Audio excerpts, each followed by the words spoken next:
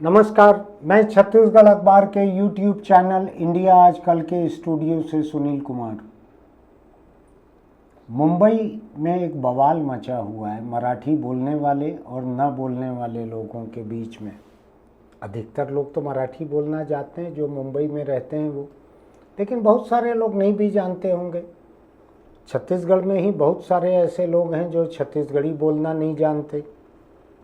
मैं तो एक छत्तीसगढ़ी परिवार में पैदा नहीं हुआ, लेकिन मैं पैदाइशी छत्तीसगढ़ी हूँ और मैं जब मौका लगता है छत्तीसगढ़ी में बोलता हूँ। आपको ध्यान होगा कि मेरे जो इस स्टूडियो के जो मेहमान जो छत्तीसगढ़ी में बात करना चाहते हैं उनसे मैं छत्तीसगढ़ी में जो भी मेरी टूटी फूटी साधारण छत्तीसगढ़ी है उसमें बात करता हूँ मैं। और कोई भी ऐसी चीज़ नहीं है जिसको मैं बोल ना सकूँ। अधिकतर चीज़ों को समझ भी लेता हूँ। तो छत्तीसगढ़ में लेकिन बहुत सारे ऐसे लोग हैं छत्तीसगढ़ी बोलना नहीं जानते, समझ लेते होंगे बोलना नहीं जानते। ऐसे ही मुंबई में भी हैं बहुत सारे लोग, पूरे देश से लोग मुंबई पहुंचते हैं। महानगर है, देश का कारोबार की राजधानी है, बिजनेस कैपिटल कहा जाता है, हिंदुस्तान का बड़ा कॉस्मोपॉलिटन शहर है। दिल्ली के बाद सबसे ज़्यादा विदेशी आवाजाही जो होती है वो मुंबई में होती है। मुंबई से लोग उड़ान भरते हैं, मुंबई में उतरते हैं, विदेशी आते जाते हैं। मुंबई के बाद अगर डिप्लोमेटिक मिशंस, दूतावासों और उच्चायोगों का सबसे बड़ा कोई काम है तो वो मुंबई में है। मुंबई की सरकार सबसे ताकतवर मानी जाती है देश में कि खूब पैसा उसके पास आता है, टैक्स भी आता है, अघोषित पैसा भी बहुत सारा उसके पास आता है, ऐसा माना जाता है। ऐसे मुंबई में आज झगड़ा चल रहा है कि जो मराठी बोलना नहीं जानते, जिन्होंने दुकान का नाम मराठी लिखा हुआ नहीं है, उसको यहाँ धंधा नहीं करने दिया जाएगा। ऐसा कई बार होता है। जब जब पाकिस्तान के खिलाफ फतवे दिए जाते हैं तब तक यही होता है कि कहीं कराची बेकरी, कहीं लाहौर बेकरी, कहीं कुछ और अगर है तो उसके खिलाफ एक आंदोलन छेड़ा जाए, उसके बोर्ड को तोड़ा जाए, कांच को फोड़ा जाए, ये चलते रहता है। अब अभी महाराष्ट्र में सरकार ने, वहाँ भाजपा, शिंदे शिवसेना और एनसीपी, इन तीन की मिलीजुली सरकार है, वहाँ भाजपा मुखिया है उसकी। तो केंद्र सरकार ने एक न्यू एजुकेशन पॉलिसी बनाई है, एनईपी कहते हैं उसको। इस एनईपी के तहत पूरे देश के स्कूलों को 3 भाषाएं पढ़ानी है वहाँ पे, जिनमें से तीसरी भाषा जो है वैकल्पिक भी हो सकती है। तो महाराष्ट्र में मराठी पढ़ाई का माध्यम है, बहुत सारी अंग्रेजी माध्यम की स्कूलें हैं, जिसको जहाँ पढ़ाना हो ये व्यवस्था चली आ रही है। हिंदी जिनको पढ़ना है, हो सकता है सब्जेक्ट हिंदी रहा हो किन्हीं क्लासों के लिए, लेकिन अब पहली से लेकर 5वीं तक हिंदी को अनिवार्य विषय किया गया। विषय, माध्यम नहीं, इन दोनों में बड़ा फर्क है। छत्तीसगढ़ में भी अभी मैं फेसबुक पर देख रहा था, एक पत्रकार ने, एक टीवी जर्नलिस्ट ने कुछ छत्तीसगढ़ी भाषा का, छत्तीसगढ़ की अस्मिता का मुद्दा छेड़ा है, तो उसमें बड़ी बहस चल रही है। भाषा तुरंत अस्मिता पे चले जाती है, अस्मिता तुरंत स्वाभिमान पे, और फिर नारे लगने लगते हैं स्थानीयता के। तो वहाँ पर 2 राजनीतिक खेमे ऐसे हैं जो एक ही परिवार से निकले हुए हैं लेकिन अलग अलग होकर कमज़ोर हो गए। उद्धव ठाकरे और राज ठाकरे दोनों ही शिवसेना के संस्थापक जो थे, बाल ठाकरे, उनके परिवार के हैं। राज ठाकरे भतीजे हैं तो वो अलग चले गए। बेटे ने, उद्धव ठाकरे ने, बाला साहब के बाद शिवसेना को संभाल लिया। अब लेकिन जिस तरह के गठबंधन शिवसेना को करने पड़े कांग्रेस के साथ, एनसीपी के साथ, ये बात कुछ शिवसेना के तेवर, मिजाज और उग्र हिंदुत्व की नीति के साथ मेल नहीं खा रहा था। कांग्रेस के लोग जो हैं उनको बाबरी मस्जिद के गिरने का मलाल है। वो इस बात को कहते हैं कि भाजपा ने धोखा दिया। कल्याण सिंह मुख्यमंत्री थे यूपी में, बाबरी मस्जिद गिरा दी। तो कांग्रेस के नरसिम्हा राव की सरकार थी देश में, उसको अफसोस था इस बात का कि एक मुख्यमंत्री ने वायदा करके वादा खिलाफी की और बाबरी मस्जिद गिरा दी। लेकिन बाला साहब ठाकरे ने डंके की चोट पे कहा था कि शिव सैनिकों ने जाके गिराई है बाबरी मस्जिद। अब अभी जो पिछली गठबंधन सरकार वहाँ चल रही थी महाराष्ट्र में, उसमें उद्धव ठाकरे, कांग्रेस पार्टी और एनसीपी, ये तीनों गठबंधन के साथी थे। तो काफ़ी कुछ कैरेक्टर जो है शिवसेना का बदल गया था। उस समय एक ही शिवसेना थी जब ये गठबंधन सरकार बनी। बाद में लोगों ने, वोटर्स ने खारिज कर दिया इस गठबंधन को, और वोटर ने जितना खारिज नहीं किया उतना शिवसेना के विधायकों ने खारिज कर दिया, और शिंदे गुट ने अलग होकर भाजपा के साथ मिलकर एक सरकार बना ली। उद्धव ठाकरे देखते रह गए, सत्ता के बाहर हो गए। मुझको ऐसा लगता है कि अब राज ठाकरे और उद्धव ठाकरे साथ आ रहे हैं। साथ आने की एक बड़ी वजह यह है कि हिंदी का विरोध करना और मराठी भाषा के मुद्दे को उठाना, ये एक बड़ा भावनात्मक मुद्दा उनके हाथ लगा है मुंबई में उठाने के लिए। दोनों भाइयों का मुख्य क्षेत्र मुंबई है, तो वहाँ उठाने के लिए इनको ये मुद्दा मिला है, तो दोनों साथ आ गए हैं। बहुत लंबे समय तक अलग रहे, 18-20 जाने कितने साल तक, अब एक साथ आ गए। एक साथ आके मराठी मानुष की बात कर रहे हैं, मराठी भाषा की बात कर रहे हैं, स्वाभिमान की।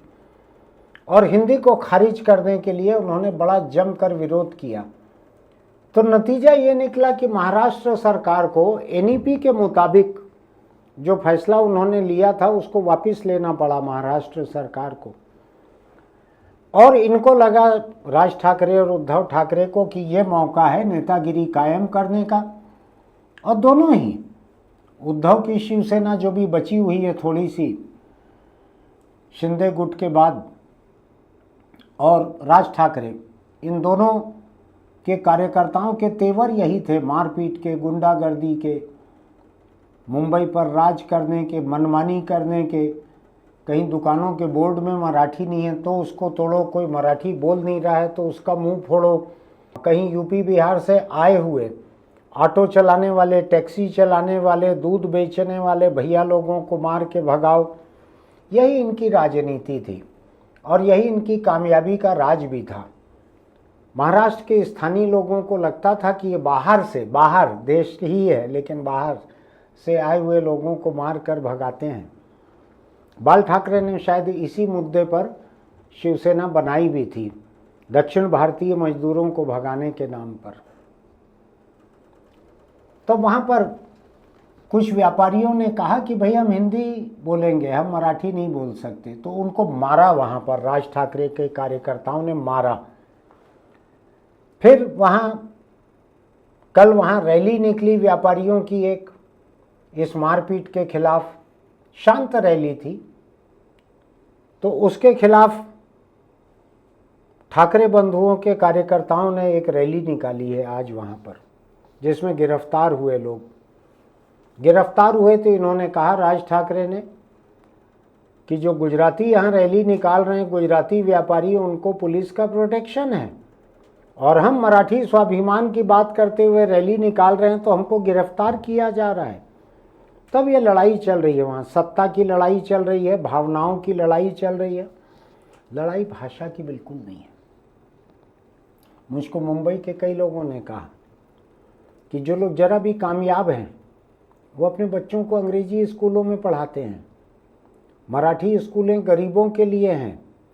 ये जितने शिवसेना के, भाजपा के, कांग्रेस, एनसीपी के जितने बड़े नेता हैं, इनके कोई बच्चे मराठी स्कूलों में नहीं पढ़ते। तो मुझको याद आया कि छत्तीसगढ़ में भी ये मुद्दा चल रहा है कि यहाँ पढ़ाई का माध्यम बना दिया जाए, छत्तीसगढ़ी को प्राइमरी स्कूल में तो बना ही दिया जाए पूरा का पूरा। बड़े जोर शोर से ये बात चल रही है। और मुझको ध्यान है कि जितने बड़े नेता हैं यहाँ, कांग्रेस के या बीजेपी के, इनमें से किसी के भी बच्चे सरकारी स्कूल में नहीं पढ़ते। बड़े नेताओं के सबके बच्चे या तो ईसाई स्कूलों में पढ़ते हैं या महंगे निजी स्कूलों में पढ़ते हैं। बड़े बड़े नेता कांग्रेस भाजपा के ईसाई स्कूलों में पढ़े हुए हैं छत्तीसगढ़ में।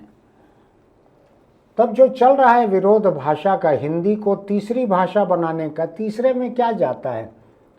पढ़ाई का माध्यम तो मराठी या अंग्रेजी ही है। एक भाषा और लोग सीख लेंगे, हिंदी, क्योंकि महाराष्ट्र के मराठी निकल के भी देश के बहुत सारे राज्यों में जाते हैं काम करने के लिए। तो उनमें से आधा हिंदुस्तान ऐसा है जहां पर हिंदी संपर्क की भाषा तो है ही। तो अगर हिंदी सीख लेंगे एक तीसरी भाषा के रूप में वहां, तो उसमें क्या दिक्कत है? कोई दिक्कत होना नहीं चाहिए थी, सिवाय इसके कि राज ठाकरे और उद्धव ठाकरे अपनी ज़मीन जो खो चुके हैं वो, और उद्धव ठाकरे तो पार्टी भी खो चुके हैं। शिवसेना जो है, बाल ठाकरे की बनाई हुई शिवसेना, उसको सुप्रीम कोर्ट ने, चुनाव आयोग ने शिंदे गुट को दे दिया है कि वही असली शिवसेना है, उद्धव ठाकरे तुम्हारी नहीं है शिवसेना। तो ऐसे में ये अस्मिता की लड़ाई कम है, अस्तित्व की लड़ाई ज़्यादा है। मैं सच कह रहा हूँ आपसे, मराठी राष्ट्रवाद की बात करने वाले लोग जो हैं, मराठी क्षेत्रवाद की बात करने वाले लोग जो हैं, ये मराठी अस्मिता की लड़ाई नहीं है, ये ठाकरे बंधुओं के अस्तित्व की लड़ाई है। इनका अस्तित्व खत्म हो रहा है। कांग्रेस और एनसीपी के साथ उद्धव ठाकरे का गुजारा नहीं है। जो शेर का जो निशान पार्टी का कहा जाता है, शिवसेना का, बाल ठाकरे के समय से दहाड़ता हुआ शेर, अब वो शेर मान लीजिए दांत खो बैठे, नाखून खो बैठे, धारियां खो बैठे, तो उसको शेर कौन मानेगा? उद्धव ठाकरे की शिवसेना के साथ वही हुआ। अब वो शिवसेना भी नाम नहीं रह गया उनका। तो महाराष्ट्र में मराठी न बोलने वाले व्यापारियों को कूटा जा रहा है। मैं बताऊं आपको, कुछ लोगों ने इसकी तारीफ भी की है कि अच्छा है। एक दो लोग जिनको मैं बड़ा समझदार मानता था, नहीं मानता हूं आज भी, उन्होंने भी ये चूक की है लिखकर कि राज ठाकरे, जब तुम्हारे लोग ऐसे लोगों को जूता मारें जो मराठी बोलने को तैयार नहीं है, तो 4 जूता हमारे तरफ से भी मारना, ऐसा लिखा है।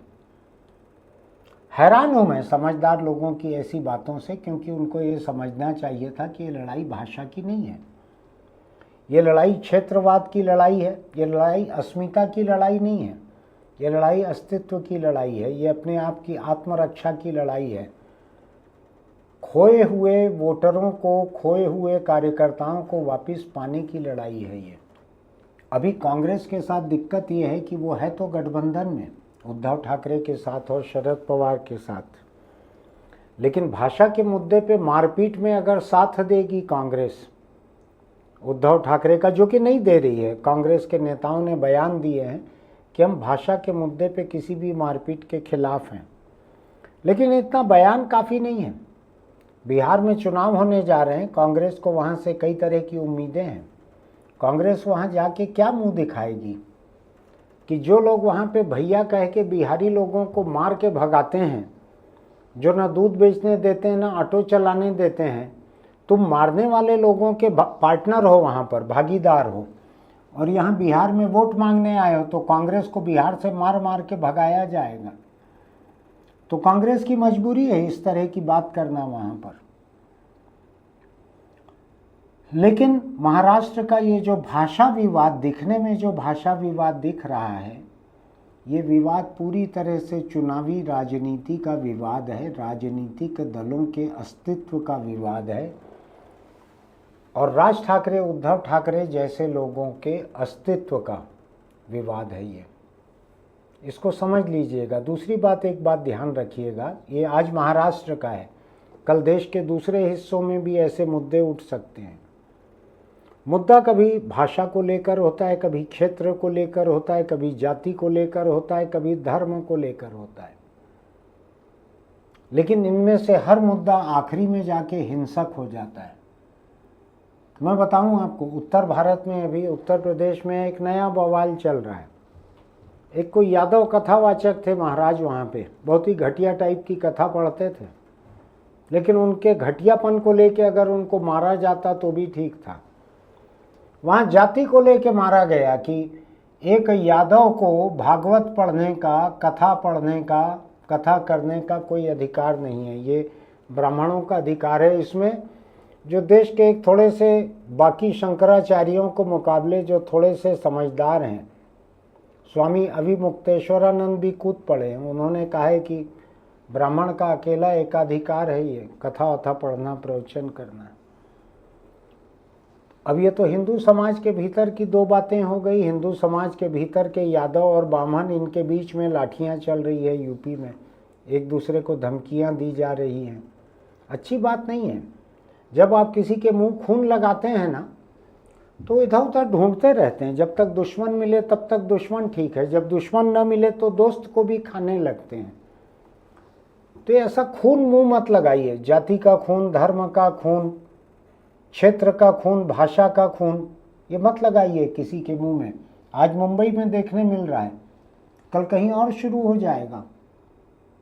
छत्तीसगढ़ से लोगों को मार के भगाना शुरू हो जाएगा जो नहीं जानते हैं। ये क्षेत्रवाद जो है, ये मैंने हिंदी भाषी इलाकों में इसको कम देखा है, लेकिन गैर हिंदी भाषी महाराष्ट्र को देख लीजिए, उड़ीसा, आपको याद होगा इस आज के उड़ीसा को जब उड़ीसा कहते थे तो वहाँ मारवाड़ी भगाओ आंदोलन चला था। मारवाड़ी व्यापारियों को मार मार कर भगाया गया था, क्योंकि छत्तीसगढ़ लगा हुआ था उड़ीसा से। हजारों मारवाड़ी परिवार, कारोबारी परिवार वहाँ से छत्तीसगढ़ आए थे और छत्तीसगढ़ में उन्होंने ट्रेड, इंडस्ट्री, ये सब शुरू किया था। तो जो ठाकरे बंधु वहाँ कर रहे हैं, इस साजिश को समझने की ज़रूरत है। वो भाषा को मुद्दा बना के अपनी मौजूदगी दर्ज करवा रहे हैं सड़कों पर, क्योंकि उनकी पूरी राजनीति ही सड़कों से चली है। आपको याद है कि नहीं, मुझको अच्छे से याद है, मैंने बाल ठाकरे को कुछ एक भाषणों में कहते हुए सुना है। जब किसी पार्टी को, किसी नेता को उनको कायर या दब्बू कहना रहता था तो एक बहुत ही भद्दी गंदी गाली देते थे वो माइक से। मैं नहीं दोहरा सकता, मैं उस भाषा का इस्तेमाल नहीं करता हूँ।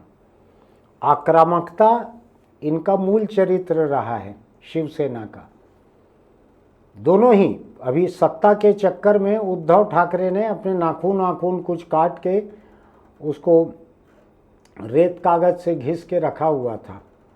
राज ठाकरे ने पूरे समय नाखून तेज रखे थे, जहाँ चाहे वहाँ पंजा मारते थे। अब दोनों भाई जो हैं पंजा मार रहे हैं।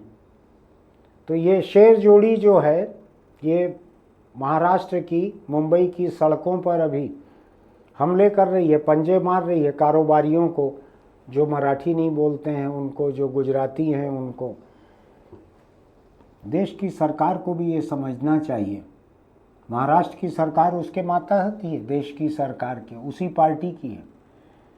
इनको समझना चाहिए कि अगर इस तरह की खाई खुदने लगेगी दो भाषाओं के बीच में, दो जातियों के बीच में, बहुत खतरा होगा।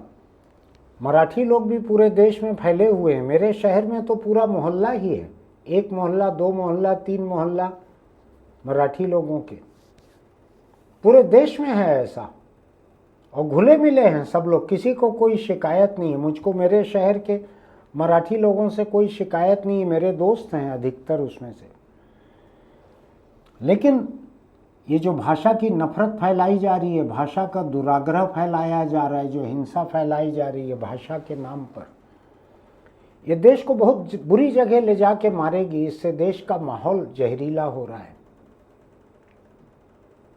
लेकिन सवाल यह है कि ये शिवसेना जो है, ये लंबे समय से भाजपा की भागीदार रही। शायद भाजपा के जो दो सबसे पुराने भागीदार दल रहे, एक अकाली दल और एक शिवसेना, यही लोग सबसे पुराने रहे। उस समय तो ये और ज़्यादा आक्रामक थे। तो अब भाजपा पता नहीं किस मुंह से इनकी आक्रामकता के खिलाफ कुछ बोलेगी। लेकिन देश के तमाम समझदार लोगों को चाहिए